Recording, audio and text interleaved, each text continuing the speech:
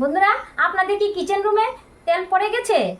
আমার মতন গৃহিণী আপনারা কি টেনশন করছেন যে ফ্লোরে তেল পড়ে গেলে কি করতে হবে? তো টেনশন কিসে? আজ আমার সেই টিপসটা আপনারা ফলো করবেন, দেখবেন সেই টেনশন সব দূর হয়ে যাবে। তো চলুন বন্ধুরা, দেরি না করে আমার সেই টিপসটা শুরু করা যাক। যদি আপনাদের এভাবে তেল পড়ে যায় তাহলে আপনারা কি করবেন দেখুন। কি করছি আমি এখন।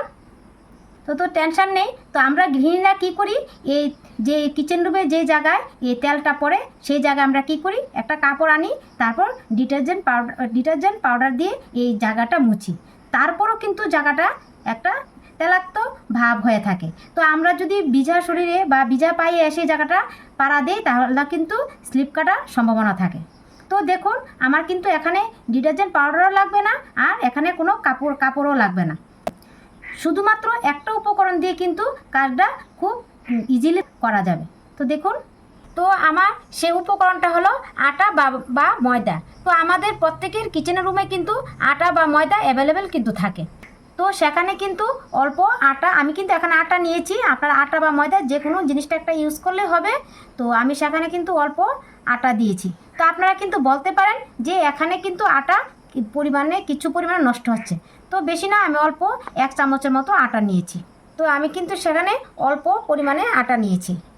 তো দেখুন আমি সেই আটা দিয়ে কিভাবে তুলছি।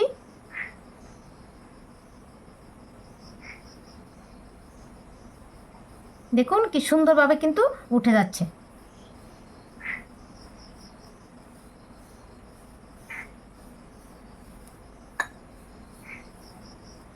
দেখুন, তো দেখুন এখানে কোনো স্পট আছে কি না, কোনো স্পট নেই, আর তেলাক্ত ভাবও নেই। তো এখানে কিন্তু কোনো বাচ্চারা ছোটো ছোটো করলে কিন্তু পা স্লিপ কাটবে না। দেখুন খুব সহজ হলো না? তো দেখুন কি সুন্দর ইজিলি কাজটা কিন্তু কমপ্লিট হয়ে গেছে।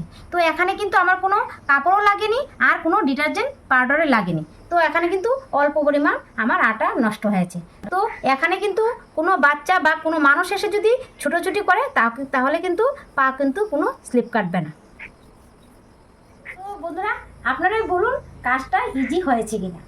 তো একমাত্র একটি উপকরণ দিয়ে কিন্তু কাজটা খুব সহজ হয়েছে।